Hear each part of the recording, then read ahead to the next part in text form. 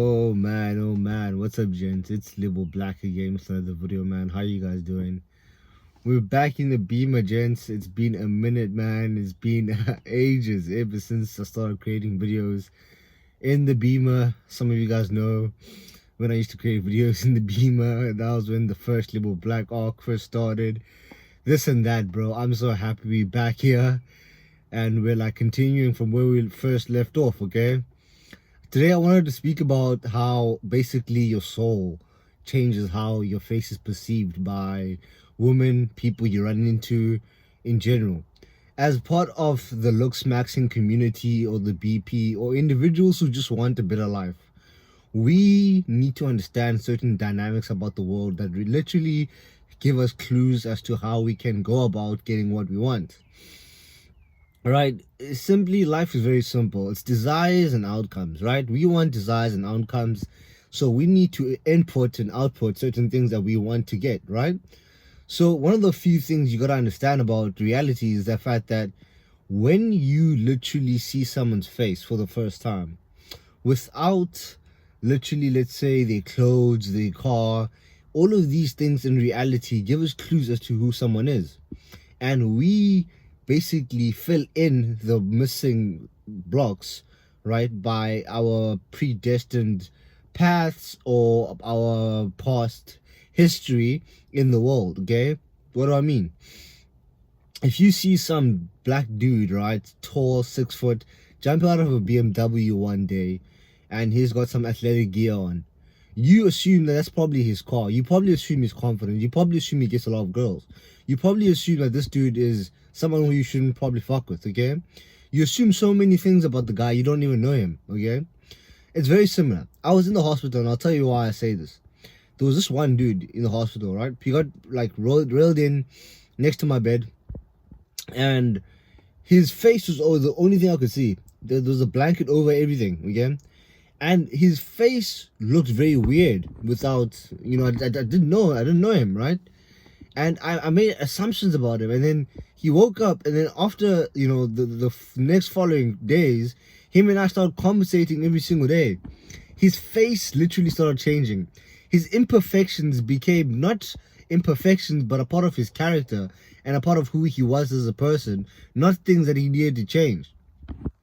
This is why, some girls, they'll meet a guy he's got crooked teeth, or this guy maybe he's missing one eye, or there's something wrong with him, but once she starts speaking with this dude, something happens.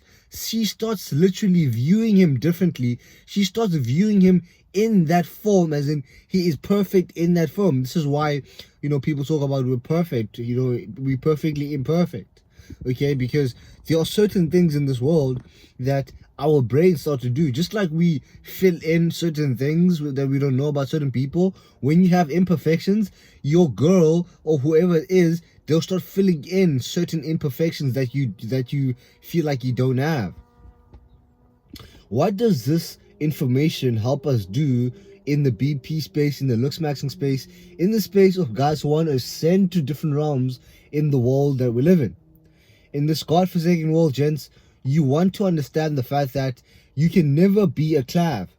You can never be an Andrew Tate. You can never have all of the, gems of the entire planet, okay? Clav doesn't speak like Tate. Tate doesn't have Clav's looks.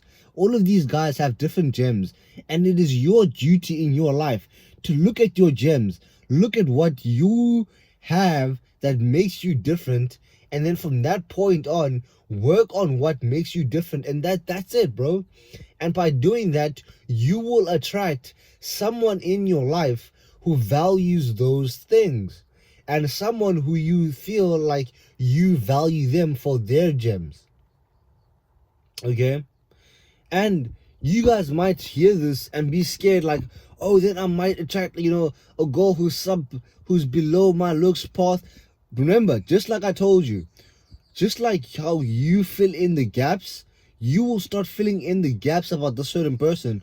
she might not be perfect in the sense that she is a Stacy, she is a Camila Arujo, right? She is that girl on OnlyFans that you look at every single fucking day, okay? She might not be that perfect, but she will have certain things that hit certain parts about you that you feel like, oh my word, this person is everything to me. I don't mind being with them. Yes, you will go through life and there will be times where you will be reminded she's not perfect. There will be times where you are at breakfast at some nice resort. You guys just had the most amazing sex. You woke up and then on the other side is some young kid having breakfast with a 9 out of 10, a 10 out of 10. And you're like, fuck, I wish I was that kid. But you don't know what's going on in that relationship. You don't know his prison, okay? You see, we live in a reality where we don't even know each other's prisons. We live in prisons. Don't you guys understand that? Don't you understand someone's life is a prison? My life is a prison. I have no choice but to make these videos. Do you know that? I have no choice because of the desires that I want. Your desires put you into a prison. And if you don't have any desires, that also puts you into a prison because you have to live without needing any desires. Okay? But because you're a man, because you have a seed, because you have a stomach, you have two desires. One, become successful enough to feed yourself every day so that you don't have to worry. And two, have a girlfriend, have sufficient amount of resources, character development, such that you can exceed your seed whenever you want. Those are your two desires. That's what's pushing you as a man to do whatever it needs that you need to do to make it happen. Okay? Why am I doing this video right now before, I have my own things in life? Because I have certain desires. There's no time. Okay? People laugh at me. People think I'm laughing. Okay? But I do not care, right? Because I have my own desires. I have to push to get what I want in reality. Okay? So when I talk about this soul thing that I'm talking about, like where your soul literally defines your face, okay? You might have never spoken to me, right? Or seen me speak, and then you saw the thumbnail of this video and you thought, you made assumptions about who I was. And then you heard me speak, and then you heard what I was talking about, and then you changed how you looked at me. And then now I look different to you. Okay, that's literally something that I don't know. We can call it soul cognition. That's the word we can give it. Soul to looks cognition. That's the word we can give it. Okay, soul to looks cognition. Write it down. Livo Black telling you to write it down. Yes, sir. Write that fucking down. Okay. So that's what I wanted to come here and talk to you guys about. I don't want to make this too long. I'm very, very happy that we're back. Okay. And I hope you have a very good day, man. Just keep going. Don't stop, dude. Keep looksmaxing. Keep working on yourself. I swear to God, every desire, every outcome that you want in reality, you will get if you believe in it. Okay? And for me, I've always done this. I've always believed I could get it. Okay? And that's why I will get it. And you guys will see. Okay? And now that the Beamer's here, I last time I got a golfer when this Beamer was here. I'm like, oh no, okay? And another thing I want to tell you guys is that opportunities will reveal themselves. Don't fight it, okay? Many things will reveal themselves to you in life. Do not chase after anything. Chase after what you need to do to get the desired outcome that you want. Chase after that, okay? Anyways, it's Livo Black, man. I'm gonna leave it here. Love you guys. Peace. Stay blessed, man. I'm out.